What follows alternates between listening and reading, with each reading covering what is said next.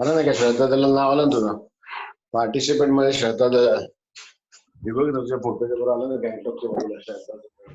श्रद्धा सचित खळाणी याचं नाव नाही आलं तुझं.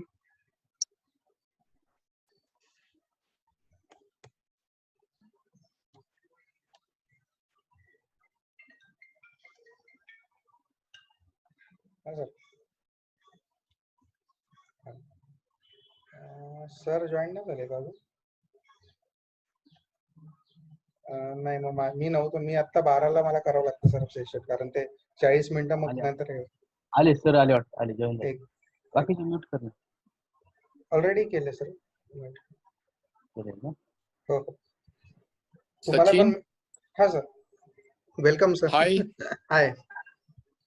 Thank you for hosting this webinar, particularly on Zoom with all your colleagues, department with around, I believe there are around 60 plus who are on the Zoom now. Yeah, sir. They will be joining. They are joining in a short moment. Okay. Okay. Meanwhile, I'll just have some introductory talk so that all of them will not miss the scientific talk. Let me first of all thanks to Sachin and Mr. Borde sir for hosting me with you here and having me with you for this COVID-19 and a very hostile environment currently going on at this juncture where the entire world is going through a very hostile environment and depression. Probably we need this kind of webinars, particularly to keep a little more into to understand about the disease more, as well not to have fear from COVID-like virus. The reason very important for all of you is that this, shall we start with the scientific session, Sachin? So till now only 31 participants I can see. I will ask Mode sir. Sir, can we start the session? Yeah, yes. Hello, Mode sir. Sir, Mode here. Hi sir. Hi Mode sir. Hi. Hi. Mode here. First of all, thank you very much for coming and for our lecture for this important COVID lecture. Actually, our session was to start at 12:30 actually. Okay. The scheduled time, but we have preponed that. So the participants are taking time to join. They might be knowing. No problems. So, have everyone received the PPT presentation which I have sent? Yes. Now, the purpose of sending the PPT presentation is to keep you connected to the subject properly. Yes. And I have tried to prepare this PPT in a very simple sequences, whereby you don't have to struggle to understand when I'm talking what I'm talking about. Sir, so each slide will... Sir. Yeah, go ahead. Sir. Hello. Go ahead, Modi sir. Sir, one request is there. These are all staff. There are no officers in this group. So if you are comfortable in Marathi, then मी काय करतो, बऱ्याचशा terminology मला मराठीत जमणार नाहीये, तर मी काय करतो, मराठीत ज्या गोष्टी सांगू शकेन त्या मराठीत घेतो आणि ज्या गोष्टी मराठीत जमणार नाही त्या इंग्रजीत बोलतो. Is it okay? चालेल. Yes, definitely. And Hindi will also do. नाही, मराठी बेटर. मला मराठी हिंदी पेक्षा जरा सोपं जाईल. ओके. आणि आपण प्रयत्न करूया की सर्वांना त्यामध्ये काही ना काही दृष्टीनं सगळं काही कळेल. मी तसं माहिती असतं तर मी जरा पीपीटी अजून सोपं केलं असतं. तर मला वाटलं सगळे ऑफिसर आहेत म्हणून मी इंग्लिश पीपीटी असं ठेवलं की थोडंसं हायर व्हर्जन मध्ये आहे. पण yes. So there is one more group of officers. Definitely you can do this for the officers. Okay. In the manner you prepared. But these are staff members. Okay. Some little English problem is there. नाही, I'll talk in Marathi. आपण मराठीत घेऊया. Yes. आपण मराठीत घेऊया. No worries. Marathi English mix. Mix. I'll just keep a combined one, Marathi and English. Yes. No. So we can start because Start. 36. Dear And, friends, yes.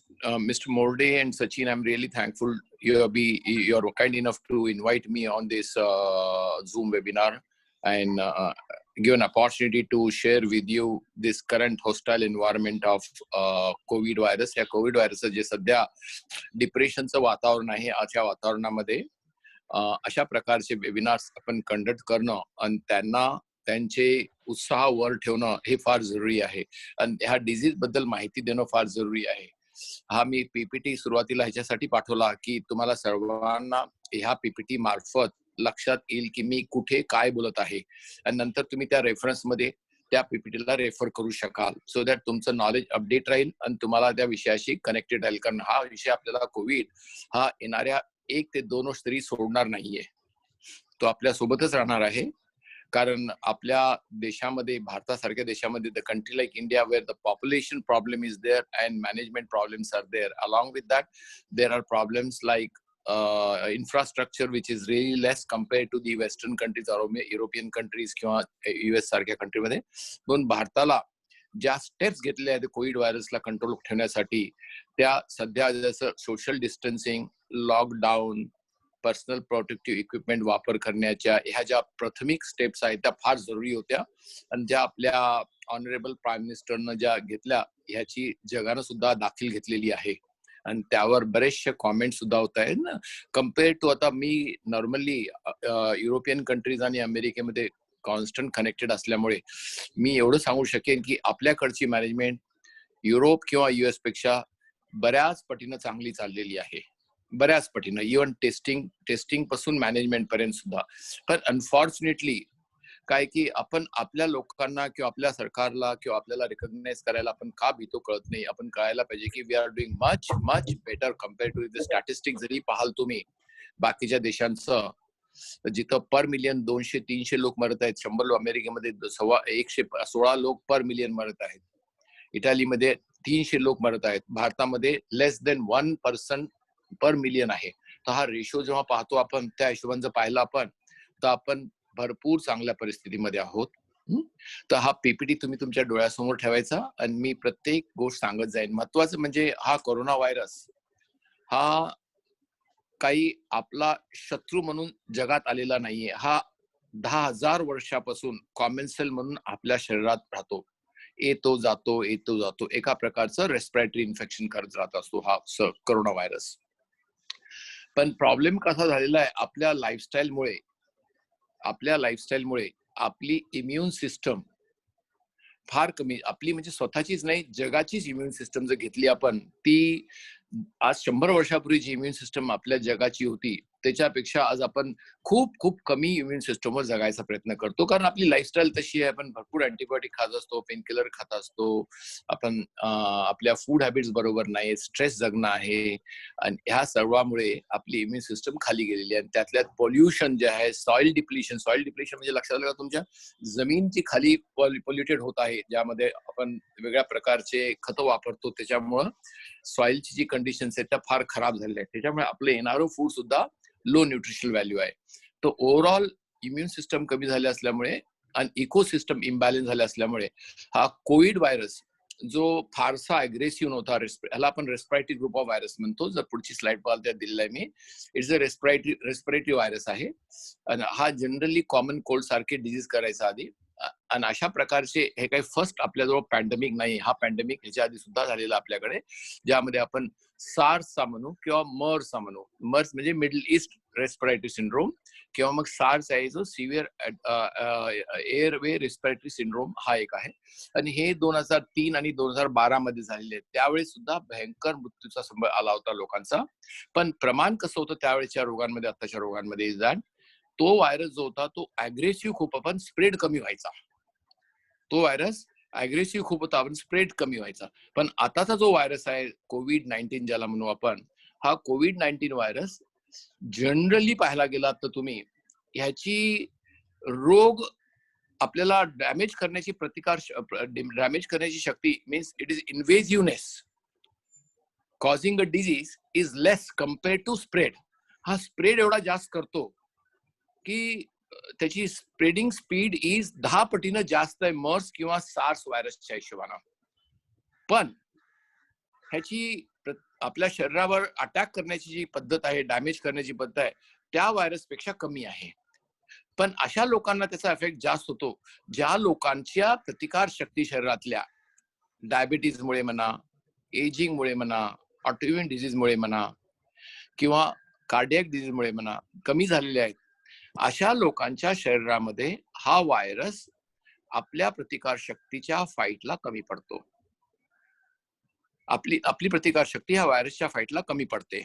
Wear our defence system fighting against this virus becomes less in morbid patients. Morbid म्हणलं ज्या लोकांना ageing प्रमाणे disease आहे, diabetes आहे, hypertension आहे, एजिंगचे disease आहेत, cardiac problem आहेत, autoimmune disease आहेत, अशा प्रकारच्या लोकांना त्यांची प्रतिकारशक्ती ह्या व्हायरसला फाईट करण्यासाठी कमी पडते. म्हणूनच आपल्या इथली मॉर्बिडिटी जर पाहिली आपण ह्या लोकांमध्ये जास्त आहे, जे 50 ते 60 वर्षाच्या वरचे असतील आणि ज्यांना मॉर्बिड कंडिशन आहे.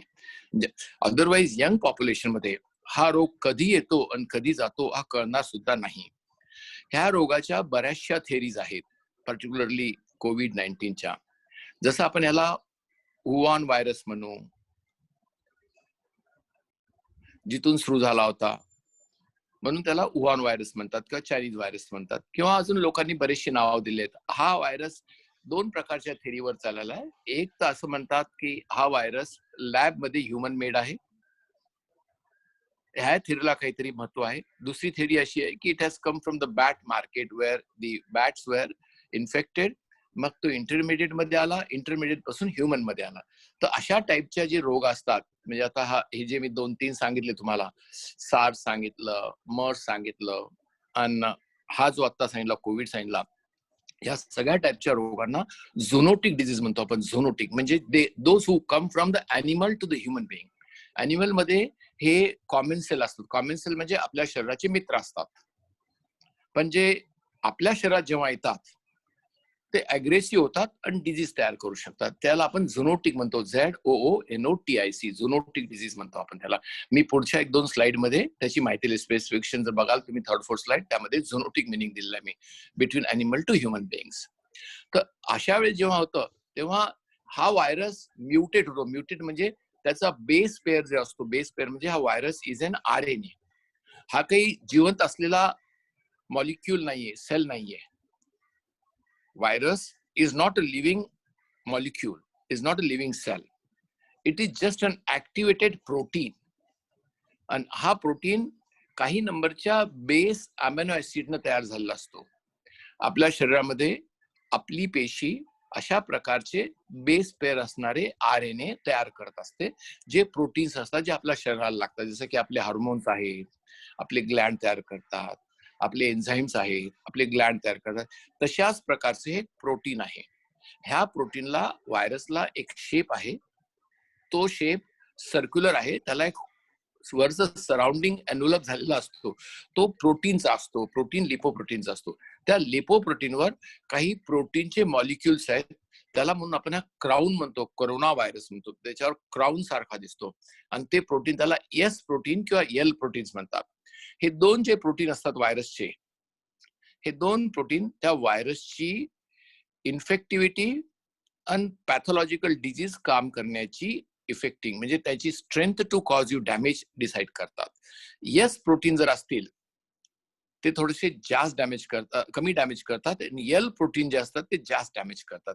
फॉर्च्युनेटली भारतामध्ये जो व्हेरियंट आलेला आहे तो व्हेरियंट एस प्रोटीनचा आहे. म्हणून आपल्या इथं जर मॉर्बिडिटी दिसते आपल्याला थोडीशी कमी दिसते युरोपपेक्षा. कारण युरोप मधला जो प्रोटीन आहे व्हायरसचा, जो एल प्रोटीन आहे, या एल प्रोटीनमुळे तिथलं डॅमेज जास्त होतं त्या लोकांमध्ये. आणि ह्याला झोनोटिक म्हणत असल्या, आणि ह्याची एक विषय ग्लोबल सायकल आहे. जसं चायनातून आला, युरोपमध्ये गेला, युरोपमध्ये गेला ते इटालीमध्ये सुरू झाला होता. इटालीमध्ये एका शहरामध्ये जिथं मॅक्झिमम चायनीज लोक राहतात तिथून हा पूर्ण युरोपमध्ये गेला, युरोपमधनं US मध्ये गेला आणि मग भारतामध्ये आला. म्हणजे याची एक सायकल तयार होत आहे आणि याची एक कर्व असते. ही कर्व ज्याला म्हणतो आपण सॅच्युरेशन कर्व म्हणतो. ज्या कर्वला मॅक्झिमम डिझीज स्प्रेड झालेला असतो तिथून तो खाली यायला लागतो. त्याला आपण आपल्या डेफिनेशन मध्ये हर्ड इम्युनिटी म्हणतो. हर्ड इम्युनिटी ती मी पुढच्या स्लाइड्स मध्ये सांगेन तुम्हाला व्हॉट इज हर्ड इम्युनिटी. याला एक इन्क्युबेशन पिरियड दिला आहे व्हायरसला. जनरली हा व्हायरस आपल्याला जेव्हा शरीरात एंटर करतो, आपल्याला भारतासारख्या देशामध्ये आपल्याला 4 लेवलला पुढच्या आजच्या टॉक मध्ये मी तुम्हाला सांगेल की पुढच्या आपल्या टॉक मध्ये ह्या 4 लेवलमध्ये भारतासारख्या देशामध्ये आपण हा व्हायरस कसा थांबवू शकतो. ह्याला रेस्पिरेटरी व्हायरस म्हणतात. आधीच सांगितलं मी. रेस्पिरेटरी म्हणजे श्वासाच्या नलिकेला आणि लंग्सला अफेक्ट करणारा. आणि तो टिपिकली ह्या लंग्सला किंवा हार्टला सुद्धा थोड्या प्रमाणात अफेक्ट करतो आणि काही ऑर्गन्सला डॅमेज करू शकतो. बाकी सगळ्या ऑर्गन्सला, ब्लडला, बोन मॅरोला करत नाही. त्याचं कारण काय, हा जो कोरोना व्हायरसच्या वरचा यस प्रोटीन जे सांगितलं ना तुम्हाला मी, तर यस प्रोटीन याला प्लस इलेक्ट्रिकल चार्जेस आहेत. प्रत्येक सेलला एक चार्ज असतो. तर ह्या प्रोटीनचा चार्ज प्लस आहे, पॉझिटिव्ह चार्ज आहे. पण आपल्या श्वास नलिकेच्या पेशांना, लंग्स मधल्या पेशांना S protein, ACE S protein म्हणून एक असतं, TRSPP एक प्रोटीन म्हणून असतं. हे 2 प्रोटीन हे निगेटिव्ह चार्जचे असतात. निगेटिव्ह चार्ज म्हणजे negative catches towards the positive. हा व्हायरस ह्या निगेटिव्ह चार्जला जाऊन अटॅच करतो आणि त्या सेलमध्ये एंट्री करतो. त्याला आपण हे एंट्री होण्याचा जो पिरियड असतो त्याला आपण इन्क्युबेशन पिरियड म्हणतो. हा जनरली 2 ते 14-15 दिवसाचा असतो, जोपर्यंत आपल्याला सिम्पटम्स येत नाहीत. आता हा जेव्हा मी सिम्पटम्स येत नाहीत हा शब्द वापरला ना, हे सगळं परत एकदा रिपीट सांगतो, परत ऐकून घ्या. ज्या लोकांना सिम्पटम येत नाहीत ते इन्क्युबेशन पिरियड मध्ये असतात. इन्क्युबेशन पिरियड म्हणलं तर ज्या पिरियड मध्ये तुम्हाला सिम्पटम्स दिसत नाही पण तुम्ही इन्फेक्टेड असता. हा जो ग्रुप पॉप्युलेशन आहे इन्क्युबेशन पिरियडचा, तो सर्वात डेंजरस पॉप्युलेशन आहे. एकदा तुम्हाला लक्षणं दिसायला लागली, once you show the symptoms, it is very easy for you to give the treatment. त्याला तुम्ही सहज आयसोलेट करून ट्रीटमेंट देऊ शकता. पण माणसाला इन्फेक्शन असलं आणि त्याला सिम्पटम्स जर नसेल, तर हा जो माणूस असतो, हा जो पर्सन असतो who is infected but without symptoms is very dangerous. He can spread the disease to the entire community, because तुम्हाला कळत नाही की ह्या माणसाला इन्फेक्शन आहे का नाही. मग तुम्ही ह्या माणसाला बोलत असताना त्याचे स्प्रेड करण्याचे जे प्रकार आहेत ते पुढे मी सांगितले आहेत. सिम्पटम्स आता सांगतो, स्प्रेड करण्याचे लक्षण सांगतो. आधी लक्षणं सांगून देतो, स्प्रेड करण्याचे नंतर सांगतो. हे जेव्हा तुम्हाला लक्षणामध्ये इन्क्युबेशन पिरियड संपले की तुमचे सिम्पटम्स येतील. सिम्पटम्स फार सिंपल आहे. जसं तुम्हाला फ्लू होतो, कफ होतो, सायनोसायटिसचे सिम्पटम्स जसे येतात तसे सिम्पटम्स सुरुवातीला येतात तुम्हाला. कारण हा व्हायरसची एंट्री असते तुमच्या नाकातला म्युकोसा, तोंडातला म्युकोसा, कानातला म्युकोसा किंवा डोळ्याचा म्युकोसा. लाइनिंग जिथं असते म्युकोसाची, तिथून हा व्हायरस आपल्या शरीरामध्ये एंटर करतो. पण महत्वतः हा जास्त अफेक्ट करतो श्वासाच्या नलिकेला, लंग्सला आणि गॅस्ट्रो इंटेस्टाइनल ट्रॅक्ट म्हणजे स्टमक आणि इंटेस्टाइनला.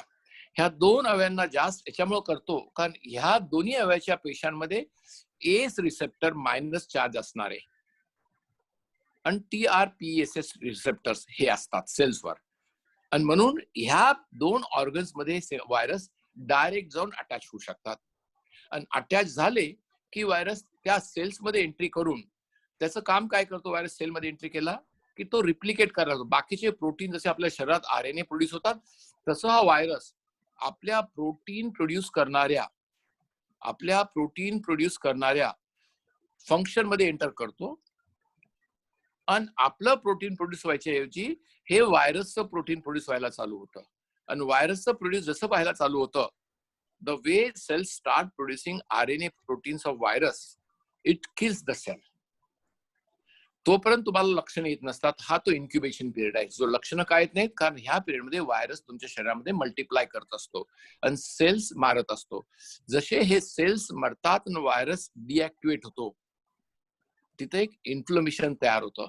आणि ते इन्फ्लेमेशन सुरुवातीच्या लेवलला कमी प्रमाणात असल्यामुळे तुम्हाला shortness of breath, mild fever, cough, spasm ही लक्षणं यायला लागतात. हेडेक, स्लाइट फीवर ही लक्षणं तुम्हाला यायला लागतात. I believe you all are connected with the subject. Yes, sir. जिथं समजलं नाही त्यांनी हात वर करायचं आणि सांगायचं मला. पण जेव्हा हा व्हायरस श्वास नलिकेतून लंग्स मध्ये जातो, खाली उतरतो, तिथं तुम्हाला खरे symptoms of shortness of breath आणि अनइझीनेस वाटणे हा जेव्हा चालू होतो, समजायचा की आपल्याला लंग्स मध्ये न्यूमोनिया व्हायला सुरू झालेला आहे. Where you start getting pneumonia. तर ही जी स्टेप सिम्पटमची यायची आहे, तर ती स्टेप आपल्याला जवळपास 8 ते 10 दिवस लागतात. 10 दिवसापर्यंत. म्हणून आपण, तुम्ही जर पाहिला असेल, आपला क्वारंटाईन पिरियड किती ठेवलेला आहे आपण? 2 वीक्स ठेवलेला आहे. जर 2 वीक्स मध्ये तुमची इम्युन सिस्टम ह्या व्हायरसच्या अटॅकला किंवा इन्फेक्शनला कंट्रोल करते, then you don't require any further treatment. म्हणून आपण इन्फेक्ट झालेल्या पेशंटला मायनर जरी असेल तर ट्रीटमेंट द्यायच्याऐवजी फक्त आपण क्वारंटाईन करतो. त्यांना 15 दिवस सेपरेट राहा तुम्ही, ज्यामध्ये तुम्हाला सिम्पटमॅटिक पॅरासिटामॉल किंवा एखादं इन्फेक्शन सोड देवातलं एखादं अँटीबायोटिक घ्यायचं आणि do your yoga exercises and take healthy immune booster foods and hot water to drink, steam. हे 3-4 प्रकार मी माझ्या टॉक्स मध्ये प्रत्येकाला सांगत असतो की जेव्हा तुम्हाला असं डाऊट होतो, हे सिम्पटम्स तुम्हाला करायचे असेल कमी, तर तुम्ही रॉ फूड मध्ये एक स्लाइड दिलेली आहे मी, how to boost up the immune system. Second, steam घेणे रेग्युलरली, हात कंटिन्यूस धुत राहणे, जेणेकरून इन्फेक्शन परत झालं नाही पाहिजे किंवा पुढच्या सेकंड टाइम दुसऱ्याला गेलं नाही पाहिजे. ह्या गोष्टीची फॉलोअप करणे. पण न्यूमोनियाची पुढची जी स्टेट असते, ज्याला आपण ARDS म्हणतो, जर नेक्स्ट स्लाइड पाहाल तर तुम्हाला त्यामध्ये मी वेगवेगळ्या टाईपचे ऍडव्हान्स सिम्पटम दिले. डिस्निया, डे पासून कोणत्या दिवसापासून तुम्हाला काय सिम्पटम, हिमोप्टॅसिस, रक्ताच्या उलट्या होणे, डायरिया होणे, डिस्निया होणे, स्पुटम मध्ये येणे, मायल्जिया होणे, फटीग होणे, ते त्याच्यामध्ये मी एक स्लाइड दिल्यावर किती पर्सेंटेज लोकांना होऊ शकतं असं दिलंय. ते काय तुम्हाला बघायची गरज नाही. जेव्हा रेस्पिरेटरी सिस्टमला अफेक्ट होतो त्याला आपण ARDS म्हणतो. लंग्स मधनं ऑक्सिजनचं परफ्युजन कमी होणे, ती स्टेज येते, ती फार डेंजरस स्टेज असते. इथे तुम्हाला ह्या व्हायरसमुळे ज्या प्रकारची इन्फ्लमेशन व्हायची रिॲक्शन असते त्याला आपण हायपर इन्फ्लमेशन म्हणतो. हायपर इन्फ्लमेशन, या go ahead. Sir, the session will break for a while. The same link will be operative. Okay. You can join on Then the I have same to link. rejoin it. Yeah. Okay. Yeah. Because this is the Okay. I think the major topic. So we will continue in that section. Okay. Okay. Yeah, yeah. सगळेजण please जाऊ नका, परत click करा, कारण आता महत्वाच्या काही topics सुरू आहेत. सेशन हा एक मला वाटतं 30 सेकंड मध्ये बंद होईल अजून.